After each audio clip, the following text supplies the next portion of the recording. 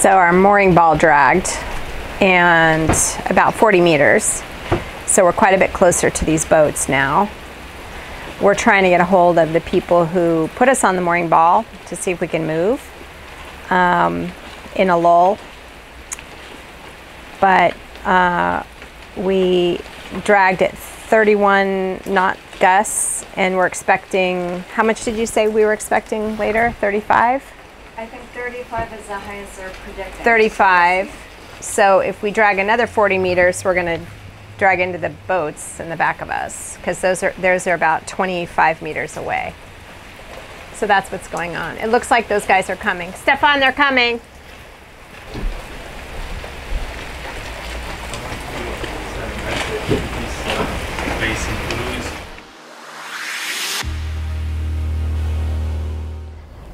Okay, so here's essentially what happened. We were near Ocean World, and we were getting ready to go in to the marina there.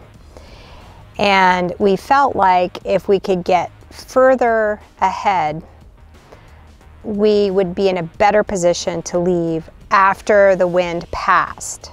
So the thing with Ocean World is when you come out of the marina, there's breaking waves, and we would still have some weather conditions, so we didn't want to deal with that. If we departed Luperon, we felt like we could exit easier and also be a little bit further. And there's also this cape between Ocean World and Luperon that has strong riptides, I guess. So we felt like leaving from Luperon would be easier than leaving from Ocean World.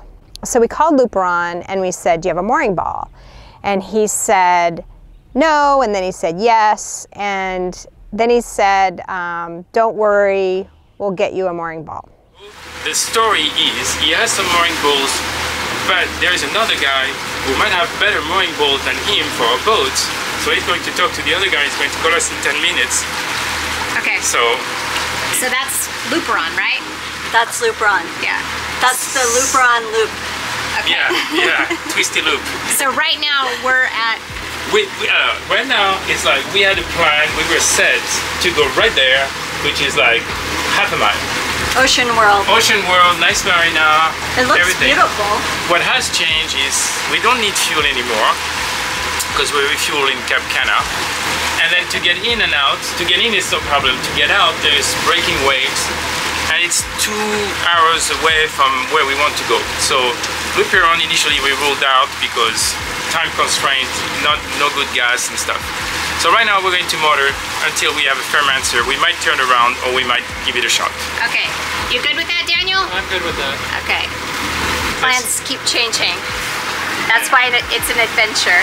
So we're bound. This is a roller coaster ride. I mean, how many days has it been where we're like going through scenarios after scenarios after scenarios, and kind of the crew all brainstorming to try to figure out all these. So we were literally like set. We're outside the marina where we can be anchored and have a nice. They can have a nice burger. We can all like hang out by the swimming pool. I don't know, that was nice. And now we still have an hour and a half of motoring to get into a bay where we don't have a mooring ball. We're going to come over there like local time 5-ish, so still daylight, and somehow we're going to need to find a place to anchor tonight. And from what we understood on the phone is we could get a mooring ball. We say is it a good mooring ball? Yeah, it's a good mooring ball. Is it a safe anchorage? But yeah, it's safe anchorage. I'm not exactly sure what's going to happen, but I'm hoping it's going to come with a little dinghy, but he hasn't said that, but that's what I'm hoping. Show us where to anchor. I was trying to understand if it was mud or stuff. Couldn't get an answer. So no, you said, is it sand to anchor? And he goes, yeah, you can anchor. yeah. It's like it's like this. The quality is so bad. Yeah. And at least they speak English, so grateful for that. So potentially we're sacrificing something now to get a bigger benefit later. Yes. Yeah. We are like rolling the dice. How do you feel about that, Amy? I feel pretty good about it. I think I suggested it. Oh, so So the other benefit to coming out of Luperon is that we'll be closer to lower winds. So if we leave Wednesday night, we can very quickly get into some, you know, calmer winds and seas and not have to go around this headland, which looks a little bit, you know, tricky, especially in bad weather. Yeah, I had a special icon on Navionics. So yeah, if we can work out the mooring ball and the anchorage tonight, I think we'll be in a much better position than even the 2 hours, because I think this one says it's an all-weather, you know, inlet, and this one seems quite tricky to get in and out of. So I'm hoping we'll be able to leave a little bit earlier. Okay, we're doing it. And that's one of the things with sailing is you really need to put your trust in the local people and definitely hope that they have your best interests, you know, in mind. And what we found so far, and even through the Med, is most of the time the local people really do want to help you, and it gives you a lot of faith in humanity, actually. So yeah, we'll see, crossing our fingers. Did you see that jump? Whoa! Where are they? There they are. Get out. So everybody's got a job. Daniel's looking for fish pots. So we gave up our spot in Ocean World and we proceeded to Luperon. So we get to Luperon and he was great. It's Papos and his son who kind of run the mooring balls around here. And they came, they directed us to a mooring ball. Thank you. I appreciate the gift. Yes, Oh, no, of course. It's yes. I will enjoy it. Thank you so much. Yeah, thank Really you. appreciate it. You take care. We backed on it at 1,500 RPMs. We were feeling really good about the mooring ball. We had a nice dinner. So Daniel and Amy wanted a burger, so what are you doing? Making vegan burgers. Oh, don't say vegan. Oh, I'm making burgers. You're making burgers, yeah. Yeah. I think, They'll never know the difference. no, so let's not say anything. Don't say anything. It's a secret between us and you two. Okay. We were sort of celebrating a little victory where we could get further along in our voyage and position ourselves better. So we all went to bed. We all had a great night's sleep, so that was awesome. And we woke up about 8:30 in the morning to a lot of wind. It was at 20 knots by that time. It came on really sudden and really fast. These are the boats behind us.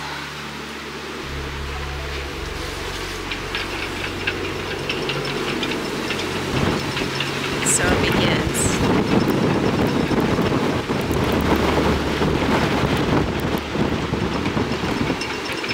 You know what I mean? Yeah, so we're 24 meters from those boats, and we just reset the anchor alarm right on top of it, and we're monitoring if we're moving or not.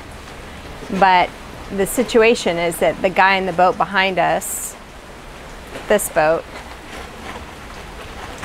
wants us to move because he wants to move his boat, and we're not moving. So unless he has a problem that is weather related. So I'm taking a measurement.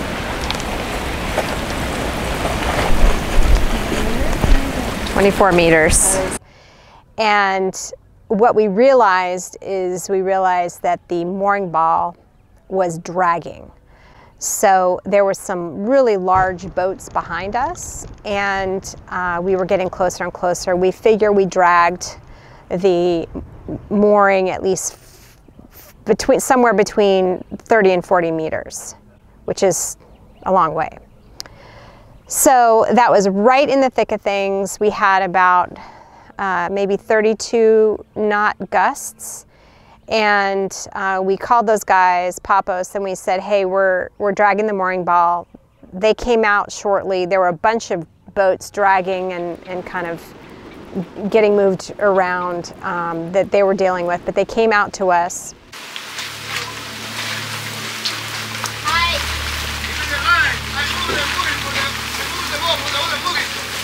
We dragged 40 meters. 40 meters we drag. Can you give us the line so we can move it to another mooring? You're gonna move us? Yes. Okay. And they helped us release our lines from the mooring ball, but one of the lines got fouled, and we left the line. He said, don't worry, we'll take care of it for you. So they were actually out there pulling the line out, which was great. So we, in the end, saved the line.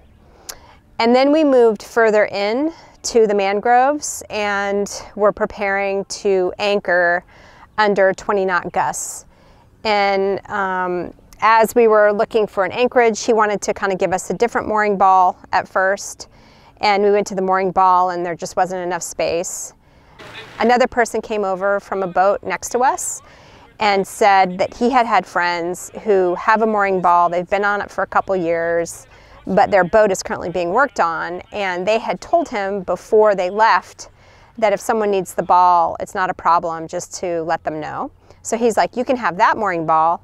So basically, we were looking at a mooring ball over by the mangroves, but it was like we would have been touching the back of the mangroves. So that's not gonna work. So we're back in the channel now, trying to figure out if we can anchor in the channel. We have 3 meters of depth. You know, our dinghy would have been in the mangroves. So we gave up on that idea. We decided to anchor basically in the channel, going into the dinghy dock, which is fine because it's just dinghies.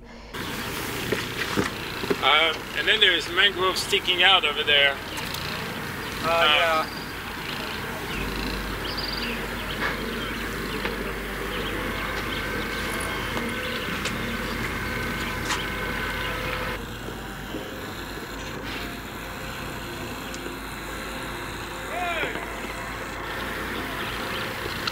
And we started to anchor, but then everything died. The wind died. There was no wind waves. It's actually really flat in here. The birds started coming out and chirping. The sun was shining, literally no wind. And so we just took our time. We were anchoring and we were kind of like driving around the anchorage. Basically, we need swinging room from west to north. So that means we are going to do something like this. So you have to stay away from... So we're trying to find an anchoring spot now. And some are on mooring balls, some are anchored from astern, some are anchored from the bow and the stern. So everyone has a different swing radius, and it's hard to pick a spot. We're trying to drop in the middle of the channel because we assume no one's going to be using the channel, and it's a wide open spot. But it's still hard to find a spot we like. Another boat is coming in, monohull.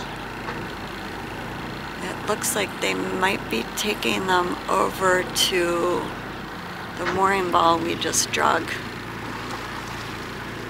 Maybe not. I hope not. I can't tell. And we ended up dropping anchor, and someone came over to us in their dinghy, and what had happened is he had actually run aground. So there's this really shallow spot, and as we were kind of driving around to find our anchoring spot, we missed it. We were close. But he was already running aground, so that would have been 2 boats running aground. Okay, we did it. We did it. And now it's like super still. Yeah, we did it in 20 There's like rain. nothing. Now it's gorgeous. So they still have our line, or they're coming? They do still have our lines, yes. Two So- lines. No wind whatsoever.